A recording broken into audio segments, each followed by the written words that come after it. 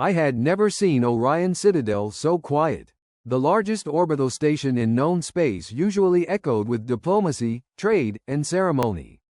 Today, fear had replaced them all. Representatives from dozens of civilizations filled the immense Galactic Security Council chamber, their attention fixed on the glowing map suspended above the central platform. One by one, entire star systems changed from blue to crimson.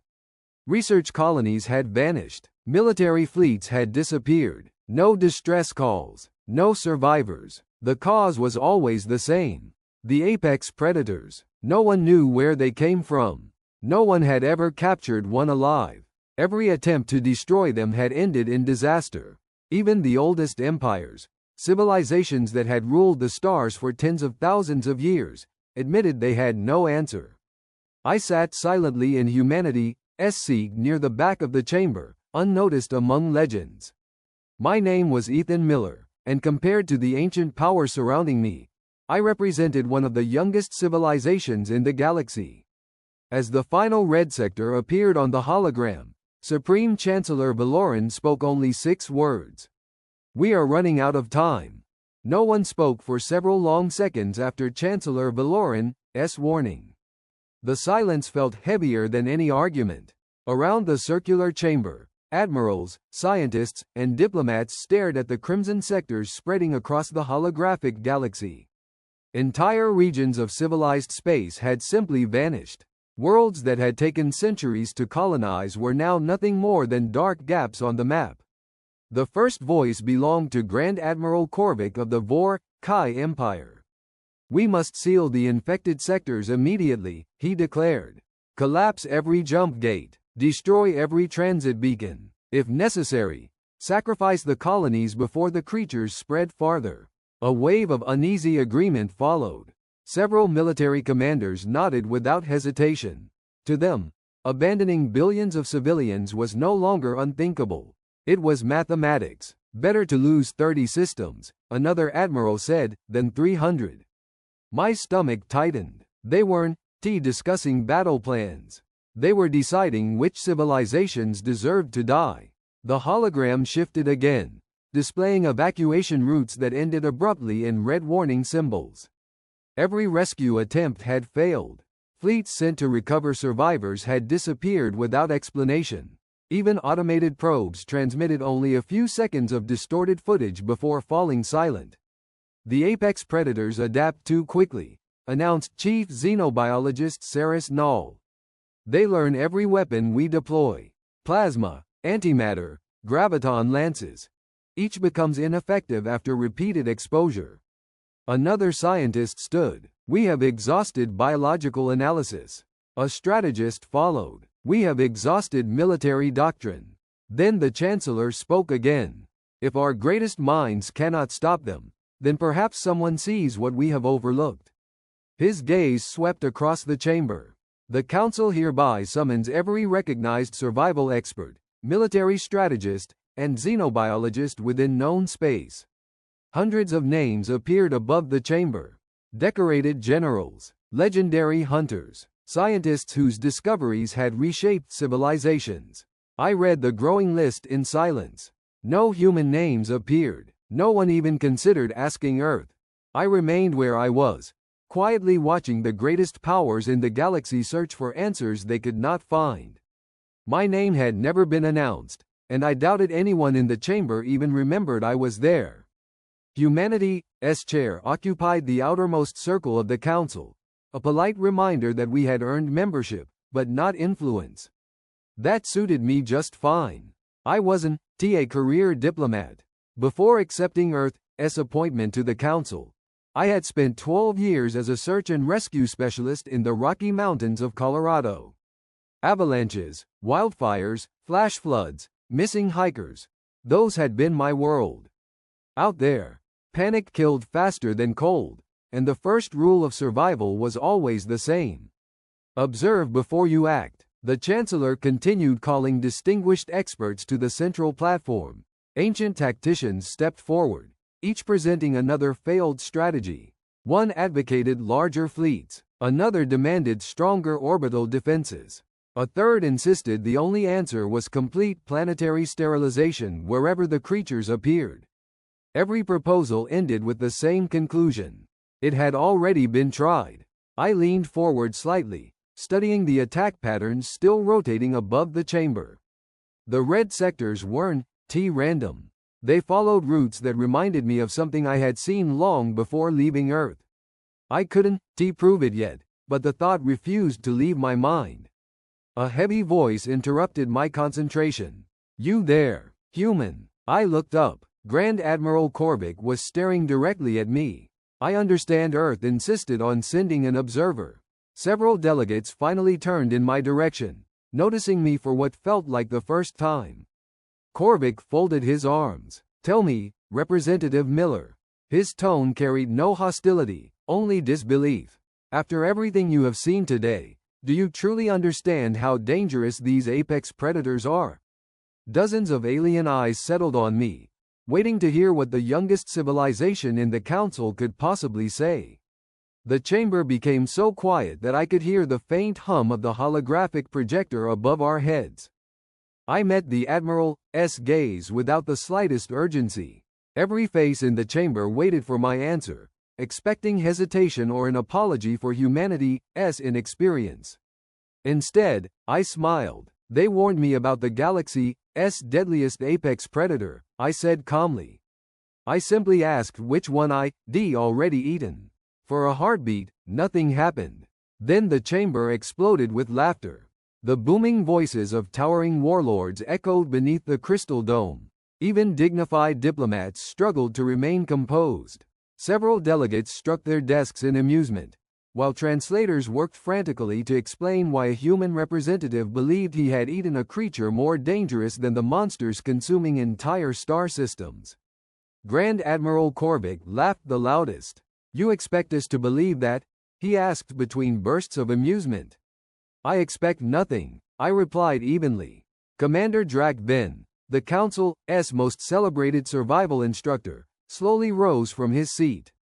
His scarred armor carried trophies taken from predators across 47 worlds.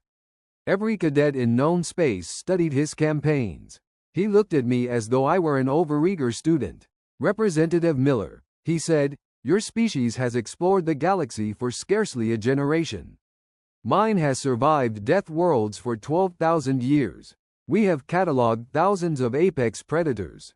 We have lost hunters to creatures you cannot even imagine." He gestured toward the hologram of the apex predator. "And yet you stand here implying your people possess experience equal to ours." "I didn't say that," I answered. Drak frowned. "I only said we've eaten predators." More laughter rippled through the chamber. Someone shouted, "Perhaps the creature seasoned itself first." Another added, "Maybe humans frighten livestock with jokes before dinner." I let them laugh. Back home, no one thought twice about eating alligators, sharks, bears, crocodiles, wild boar, or venomous snakes. Some people even made competitions out of surviving foods that could burn, poison, or bite them. To everyone else in the chamber, however, it sounded like impossible arrogance. They saw confidence. They heard comedy. None of them realized I had been completely serious. The laughter lingered long after I had finished speaking. It rolled through the chamber in waves, growing louder each time someone repeated my words to another delegate. Across the council, amused expressions replaced the fear that had dominated the emergency session only moments before. For many of them, humanity had become a welcome distraction from the grim reality surrounding us. Commander Drak Ven folded his arms across his broad chest, his amber eyes fixed on me. "Representative Miller," he said, once the room had settled, "confidence is admirable. Ignorance is not." His voice carried effortlessly through the chamber. "I have spent 3 centuries studying survival. I have hunted predators on worlds where the air itself sought to kill me. I have watched creatures consume armored vehicles whole. Yet your species, scarcely arrived among the stars, believes it understands predators better than civilizations that have endured for millennia." Several delegates nodded in agreement. "The human mistakes courage for experience," one ambassador remarked. Another added, Perhaps they simply lack the wisdom to recognize true danger. Drac Ben stepped closer to the central platform, activating a holographic display. Images of impossible beasts surrounded him, towering reptiles, winged leviathans, creatures formed from living crystal and shadows that drifted through solid rock. These, he announced proudly, are the greatest predators known to galactic science. Every one of them has claimed entire expeditions. Some have driven colonies from their worlds. He turned toward me. Which of these has humanity encountered? I studied the projections without speaking. None looked familiar. None needed to. They never seen any of them, I admitted. A satisfied smile crossed Drac's face. As expected. But, I continued, they all behave like predators. The smile faded. They hunt. They defend territory. They test weakness. They conserve energy whenever possible. Different shapes. Different worlds. Same instincts. The chamber fell quiet again. Drac Ben gave a dismissive wave. You oversimplify what you do not understand. Perhaps, I answered calmly. Or perhaps predators understand each other better than prey ever will. No one responded. To them, I was still the inexperienced human from a young civilization. To me, they were making the oldest mistake in the wilderness. They were trying to defeat an animal before learning why it behaved the way it did. The meeting adjourned without a single new plan. Delegates gathered into private circles, arguing over containment zones, evacuation corridors, and casualty projections. No one approached me. That was hardly surprising. As far as the council was concerned, humanity had contributed one strange joke and several inconvenient observations. The experts returned to debating weapons. I quietly returned to my shuttle. 3 hours later, I stepped aboard the Frontier, Earth's exploration cruiser. The atmosphere changed the moment the airlock sealed behind me. Nobody laughed. The main briefing room was already alive with activity. Holographic star charts floated above the central table while streams of sensor data flowed across transparent displays. Marine officers, xenobiologists, behavioral ecologists, and intelligence analysts studied every recorded encounter with the apex predators. Welcome back, Captain Elena Brooks said. How did the council react? Exactly as expected. She smiled faintly. I thought so. Dr. Marcus Chen enlarged a recording taken from a destroyed research station. The creature's movements replayed frame by frame. They not attacking randomly, he said. Look here. A series of colored markers appeared. They ignore certain structures. They revisit specific migration corridors. They avoid wasting energy. Another scientist highlighted dozens of incidents from different sectors. Every empire cataloged the attacks separately. We combined the data. The scattered points slowly formed recognizable patterns. I nodded. They territorial. More than that, Chen replied. They predictable. Silence settled over the room as everyone studied the map. Captain Brooks crossed her arms. The council sees monsters. We see animals. I looked around the table. Every person understood what that meant. Predators followed instincts. Instincts created patterns. Patterns could be understood. And once something could be understood, it could be managed. For the first time since entering the council chamber, I felt a cautious sense of optimism. The galaxy was preparing for extermination. Humanity was preparing for observation. The briefing room fell silent as Captain Brooks dimmed the lights. The holographic map dissolved, replaced by a rotating image of an apex predator reconstructed from every surviving sensor recording. Its armored body slowly turned above the table while streams of data highlighted muscle movement, feeding intervals, territorial routes, and attack sequences. Captain Brooks looked at me. Go ahead. I stepped forward. The council wants to destroy them, I said. That's the wrong objective. Several officers nodded. Dr. Chen expanded another display showing Earth's largest predators beside the alien creature. Wolves, lions, polar bears, great white sharks, saltwater crocodiles. They different species, he said, but their decision-making follows familiar rules. I pointed at the migration overlays. They hunt where success is highest. I switched to another layer. They defend territory instead of chasing every target. Another projection appeared. They avoid unnecessary injuries because a wounded predator starves. Around the table, the connections became obvious. Lieutenant Sofia Alvarez folded her arms. So we stopped treating them like monsters. We treat them like animals, I answered. Captain Brooks smiled faintly. And animals can be understood. The room filled with quiet determination. Our strategy contained no superweapons, no planet killers, no impossible technology. Instead, we would map territories, identify breeding grounds, track seasonal movement, deploy scent markers, monitor food sources, and influence behavior without triggering aggression. Will it work? A young analyst asked. I thought about long days in the Colorado wilderness, reading bear tracks through fresh snow and mountain lion prints across muddy trails. It has before. Every eye turned toward me. Humans didn't survive because we were the fastest or strongest, I continued. We survived because we learned what predators wanted before they reached us. The displays changed once more. A single red sector blinked on the map.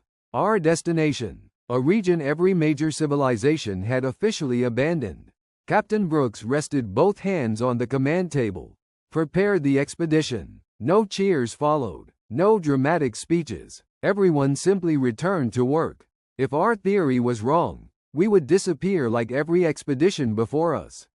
If it was right, the galaxy was about to discover that surviving predators and understanding them were two very different skills. The Frontier departed Orion Citadel without ceremony.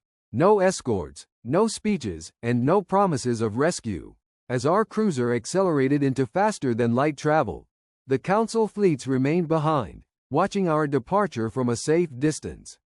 They expected another failed expedition, another human mistake that would end as every previous attempt had ended, with silence. Our destination was Sector Kappa 9, a region officially marked as lost. 3 inhabited worlds had fallen there. 4 military task forces had vanished. No rescue mission had ever returned. When we emerged from hyperspace, the stars looked strangely peaceful. Broken satellites drifted through empty orbit, while abandoned stations circled dead colonies like forgotten monuments. Nothing fired at us. Nothing moved. The silence itself felt unnatural. Captain Brooks studied the sensor display. Still no visual contact. That's normal, I replied. Predators don't announce themselves. Instead of deploying weapons platforms, we launched reconnaissance drones. They flew low across valleys, forests, and abandoned settlements, recording footprints, claw marks, damaged vegetation, and unusual chemical traces.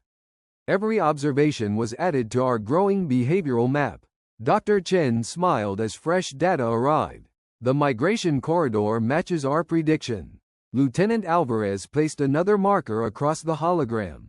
And the nesting zone is exactly where Ethan expected. No one celebrated. A correct prediction simply meant we understood the pattern a little better.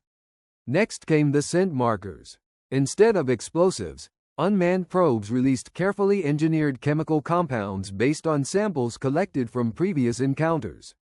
The substances carried no poison and caused no injury. They merely suggested that another dominant predator had recently occupied the territory. Hours passed. Then the first movement appeared on sensors. One apex predator entered the valley. It stopped, raised its massive head, tested the air, and slowly changed direction. Nobody spoke. The creature had ignored our expedition entirely. Captain Brooks exhaled quietly. We didn't scare it. No, I answered, unable to hide a small smile. We convinced it this territory wasn't worth fighting over. For the first time in galactic history, an apex predator had altered its behavior because of human understanding rather than human firepower. The Council observers, watching from distant orbit, had no idea what they had just witnessed, but I suspected they soon would. We established our first observation post before sunrise on the second local day. No perimeter cannons, no defensive walls, just elevated sensor masts, camouflage netting, remote cameras, and a team instructed to remain patient. The council observers couldn't understand why we refused to fortify the camp. To them, every hour without firing a shot looked like hesitation. To us, it was field research. Movement, Lieutenant Alvarez reported. A mature apex predator emerged from the tree line, moving with slow confidence. It ignored our drones and followed the same game trail we had identified from satellite imagery. Every few hundred meters it paused, tested the air, then continued toward a distant valley. Exactly on schedule, Dr. Chen whispered. The creature disappeared without ever looking in our direction. I enlarged the behavioral map. They following established routes, I explained. Breaking those routes creates conflict. Respecting them reduces it. Captain Brooks nodded. Same principle as bears near hiking trails. The alien observers listening through the shared communications channel remained silent. We continued collecting evidence instead of trophies. Teams examined claw marks on stone, measured footprints, sampled fur caught on broken branches, and documented feeding sites. The more information we gathered, the clearer the picture became. The apex predators were neither bloodthirsty nor mindless. They hunted efficiently, defended territory aggressively, and avoided unnecessary risks whenever possible. That evening, Admiral Korvik finally contacted us. Representative Miller, he said, disbelief obvious in his voice, your expedition has encountered multiple predators. Why have you not engaged them? Because they haven't engaged us. They are monsters. They predators, I corrected. There's a difference. He hesitated. You truly believe your experience on Earth prepared you for this? I smiled. Humans spent thousands of years sharing forests, mountains, deserts, rivers, and oceans with things that could kill us. Sometimes we fought them. Sometimes we avoided them. Occasionally, I glanced toward the field kitchen where dinner was being prepared. We hunted them. The channel fell quiet. For the Council, predators were enemies to destroy. For humanity, they had always been neighbors, competitors, and, every now and then, the main course. That difference was beginning to change everything. By the fifth day, our maps had become more valuable than any fleet in the sector. Every trail, feeding ground, nesting site, and migration corridor had been documented. The apex predators were no longer an unknowable nightmare. They were an ecosystem, dangerous, certainly, but governed by rules older than any civilization. Then those rules changed. A distress signal erupted across every monitored frequency. An Arcturian evacuation convoy had ignored the Council's quarantine orders.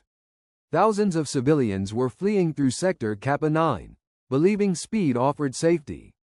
Instead, their engines cut directly across the largest migration corridor we had identified only hours earlier. Captain Brooks looked at me. If they continue, they'll trigger every territorial instinct those creatures have. Long-range sensors confirmed my fear. Dozens of apex predators changed direction simultaneously. Not toward us, toward the convoy. The Council's response was immediate. Admiral Korvik ordered every nearby warship to intercept and destroy the predators before they reached the refugees. They'll start a massacre, I warned. We cannot allow hesitation. Korvik answered. The first cruiser opened fire. A brilliant lance of plasma struck the lead predator. It survived. Instead of retreating, the injured creature released a deafening roar. Seconds later, every nearby lifeform reacted. More contacts appeared. Then more. The attack had not frightened them. It had summoned them. Dr. Chen stared at the tactical display as hundreds of new signals emerged from valleys, forests, and underground caverns previously hidden from orbital scans. They responding to a distress call. No, I said quietly. They responding to an injured member of the group. The battlefield transformed within minutes. Warships that had expected isolated targets suddenly found themselves facing an organized wave moving with terrifying purpose. Captain Brooks met my eyes. The Council just created the disaster they feared. I watched the red icons multiply until they covered the entire sector. For the first time since arriving, I wasn't worried about the predators. I was worried about the civilizations that still believed overwhelming firepower solved every problem.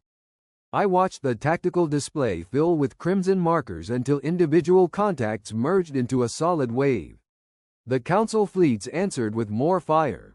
Plasma batteries, antimatter torpedoes, and orbital lances carved burning scars across the valleys.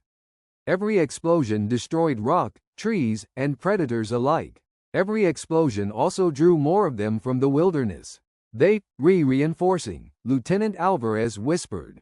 No, I replied. They, defending their territory.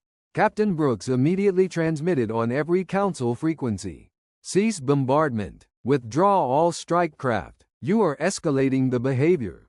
No one listened. Admiral Korvic's voice echoed through the bridge. We cannot retreat before animals. A second barrage illuminated the continent. The response was immediate. Hundreds of apex predators abandoned the convoy and charged the attacking fleet instead. They ignored disabled civilian ships.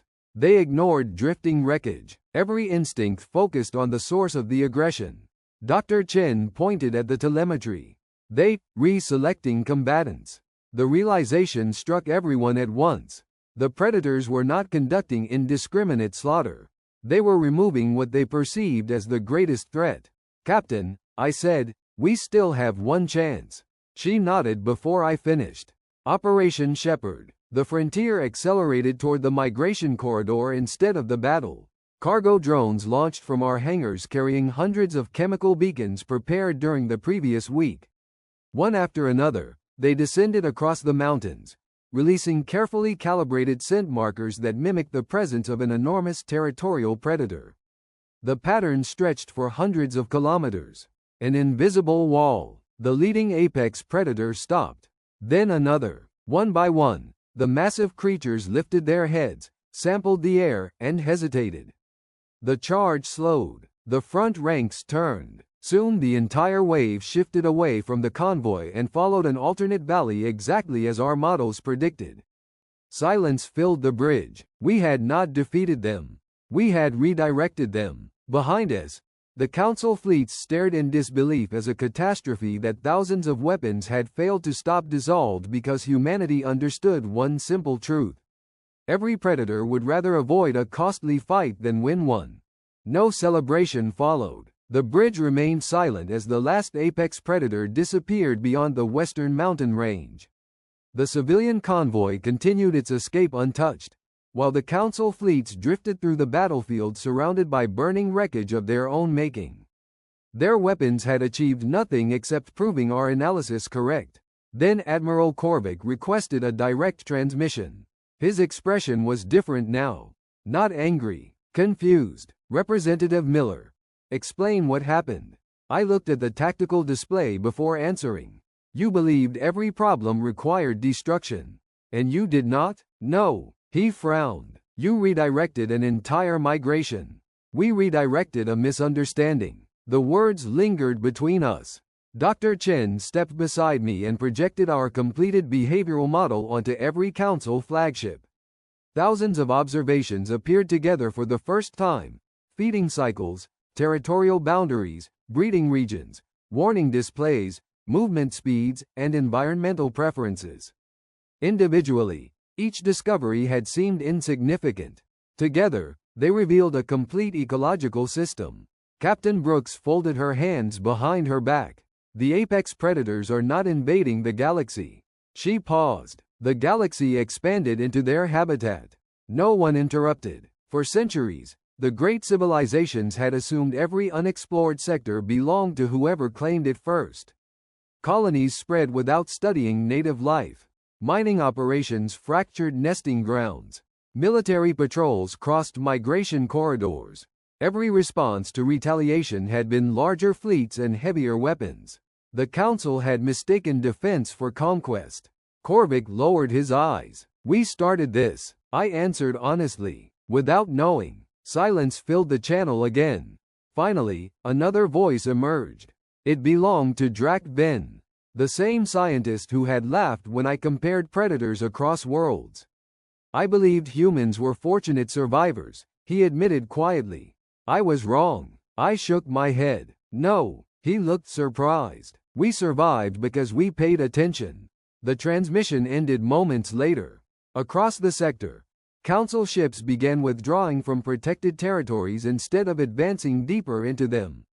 For the first time in recorded galactic history, an interstellar government altered military policy because it accepted that humanity understood predators better than the civilizations that had ruled the stars for thousands of years.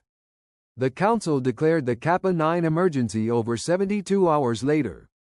Their fleets withdrew from every restricted migration corridor, abandoned expansion plans inside the protected sectors, and suspended colonization until ecological surveys became mandatory. It was the largest strategic reversal in galactic history, yet almost no one called it a defeat. Officially, it was described as a policy correction. Unofficially, everyone knew the truth. An entire civilization had survived because humanity refused to fight a war that never needed to begin.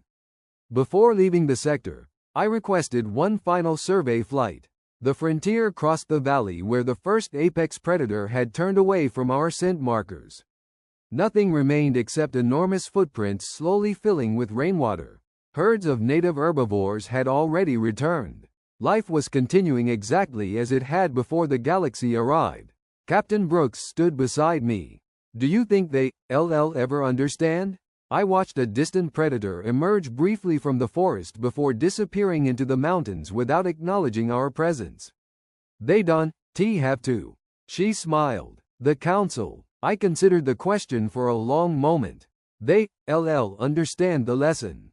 And the lesson is, nature doesn't care how advanced you are. The return journey to Orion Citadel was quiet. No victory parade waited for us. No medals. No speeches. Instead, representatives from every major civilization stood in silence as the frontier docked. Their expressions were no longer amused by humanity's confidence.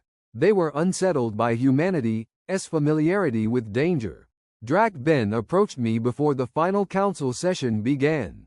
I owe you an apology. You owe Earth one. He nodded. We believed your world was primitive. It is. His eyes narrowed in confusion. Then how did your species learn this? I looked through the station window toward the distant stars. Because our home never gave us another choice. For a moment, no one spoke. At last the Council understood why humans had never feared the apex predators. We had evolved on a world where survival depended on respecting creatures that could kill us, studying them without arrogance, and living beside them without believing the universe had been created for our convenience. That lesson had followed us into the stars. The Council archives recorded the Kappa 9 incident as humanity's first major contribution to galactic security. The official report listed no decisive battle, no victorious fleet, and no conquered enemy. Instead, it concluded that an extinction-level crisis had ended because one overlooked species recognized familiar patterns where every great civilization saw only chaos. When the session closed, I left Orion Citadel without ceremony. The frontier turned toward Earth. Behind us, the Council rewrote its laws. Protected ecosystems replaced unrestricted expansion, and every future colony required ecological study before settlement. The apex predators remained exactly where they had always belonged. So did we. The galaxy finally understood that humans were never fearless. We simply learned, long ago on a dangerous world, that survival begins by understanding what hunts you before deciding whether it must be fought. That lesson saved billions, and it would never be forgotten.